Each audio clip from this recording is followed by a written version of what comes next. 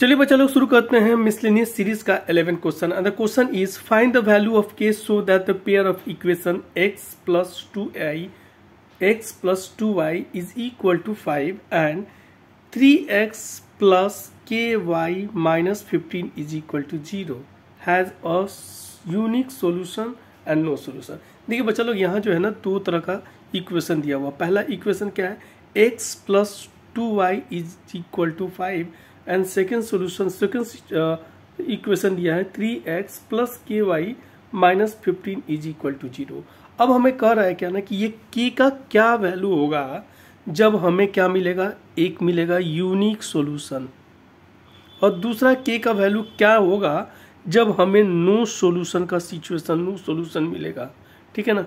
तो देखिए क्या है, अब एक फॉर्मूला क्या होता है ना, a1 बटा a2 is not equal to b1 बटा b2। अगर जब भी इस तरह का सिचुएशन है ना तो हमें यूनिक सॉल्यूशन मिलता है। और ठीक इसके अलग तरह से क्या होगा, जब a1 बटा a2 is equal to b1 बटा b2 is not equal to c1 बटा c2 तो हमें नो सॉल्यूशन आता है। अभी तक बात क्लियर नहीं हुआ होगा, मैं आपको बता रहा हूँ कि एक इक्वेशन लेते हैं, ये इक्वेशन लेते हैं 2x plus 5y is equal to 10x, एक इक्वेशन लेते हैं।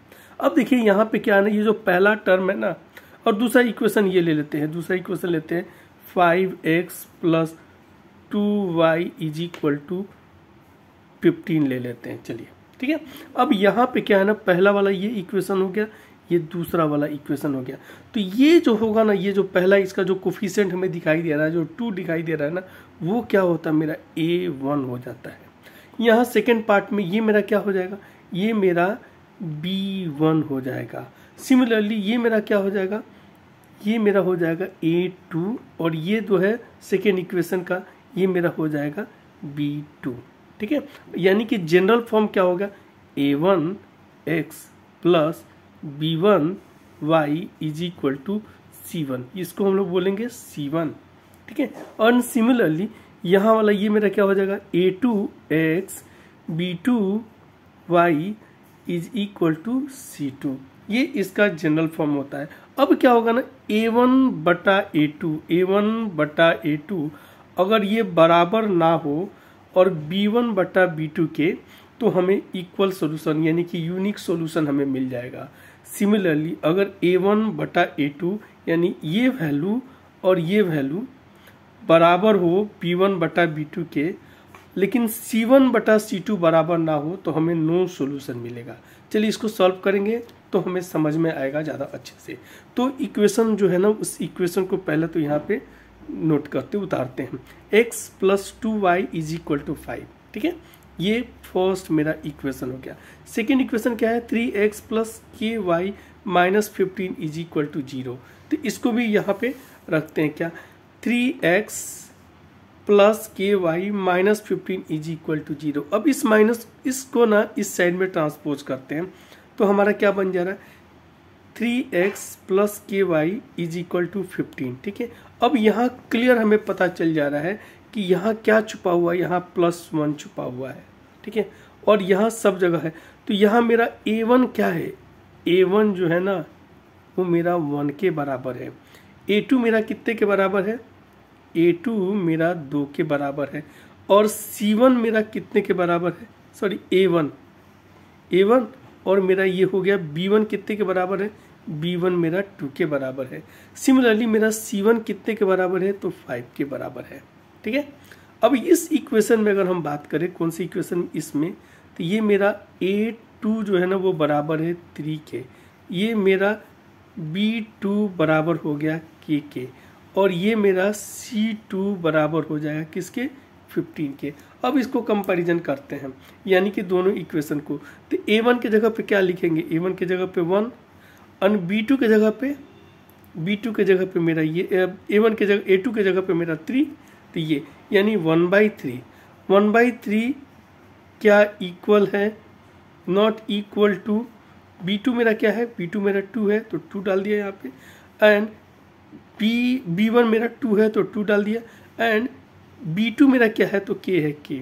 अब इसको क्रॉस मल्टीप्लिकेशन करते हैं, यानी कि इसमें k से मल्टीप्लाई करते हैं और इसमें इससे मल्टीप्लाई करते हैं, यानी k is not equal to 6। यानी कि अगर k का वैल्यू जब भी मिले और वो नॉट हो नॉट इक्वल टू 6 हो, मतलब k जो है ना वो नॉट इक्वल टू 6 का जब हो ना, तो हम लोग क्या बोलेंगे ना, तब हम बोलेंगे कि हमें जो है ना यूनिक सॉल्यूशन, मतलब क्या होगा, अगर 6 के बराबर नहीं होना चाहिए, अगर 6 आ जाएगा ना तो क्या हो जाएगा, वो हमारा वैल्यू नहीं आएगा। जरा इसको हम लोग देख भी लेते हैं, समझ भी लेते हैं। देखिए क्या होता है, a1 बटा a2 is not equal to b1 बटा b2। अगर हम 6 रखते हैं यहाँ पे, b2 की जगह पे 6 रखते हैं, यानी k का वैल्यू हमें क्या होना चाहिए, अगर 6 रखते हैं तो हमारा क्या इक्वेशन बनता है, तो a1 की जगह पे 1 और यहाँ पे 3, ये रहा मेरा 1 और ये रहा मेरा 3, यहाँ डाल दिए, इज नॉट इक्वल टू, यहाँ पे b क्या है, b मेरा यहाँ पे b1 मेरा क्या है 2 है, 2 एंड b2 मेरा कितने के बराबर है k, ये 6 अगर रखते हैं तो फिर ये भी कट के कितना बराबर हो जा रहा है, 1/3 के बराबर हो जा रहा है, यानी 1/3 इज इक्वल टू 1/3। यानी कहने का मतलब अगर k का वैल्यू 6 आएगा तो इसका मतलब क्या हो जाएगा ना, ये दोनों बराबर हो जाएगा, और दोनों बराबर हो जाएगा तो हमारा क्या हो जाएगा ना, यूनिक सॉल्यूशन नहीं मिलेगा। ठीक है, तो यूनिक सॉल्यूशन के लिए क्या चाहिए, k का वैल्यू 6 बिल्कुल भी नहीं आना चाहिए।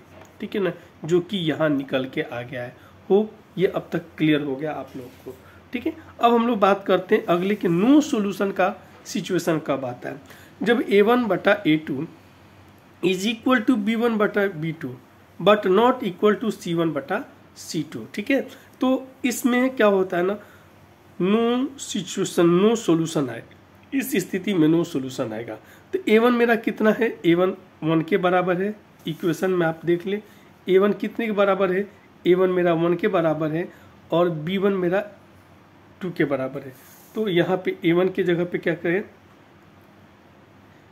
a1, ठीक है, इन सब जब वैल्यू को हम लोग डालते हैं इस जगह पे तो हमें क्या मिल जा रहा है, इस तरह का सिचुएशन आ रहा है, 1/3 is equal to 2/k is not equal to 5/, अब इसको काटते हैं तो ये 1 और ये मेरा हो गया 3 हो जा रहा है।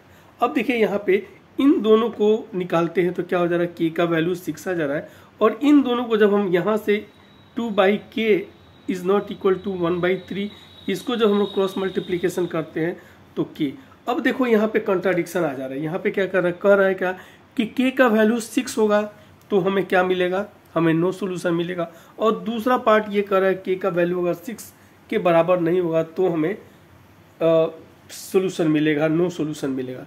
तो ऐसे सिचुएशन में क्या होता है, जब कंट्राडिक्शन होता है ना, इसका मतलब हो गया क्या कि जब k का वैल्यू 6 के बराबर नहीं होगा ना तो हमें क्या मिलेगा, वो k का वैल्यू नो सॉल्यूशन मिलेगा, यानी कि k का वैल्यू कितने के बराबर, 6 के बराबर नहीं होना चाहिए। थैंक यू बच्चों।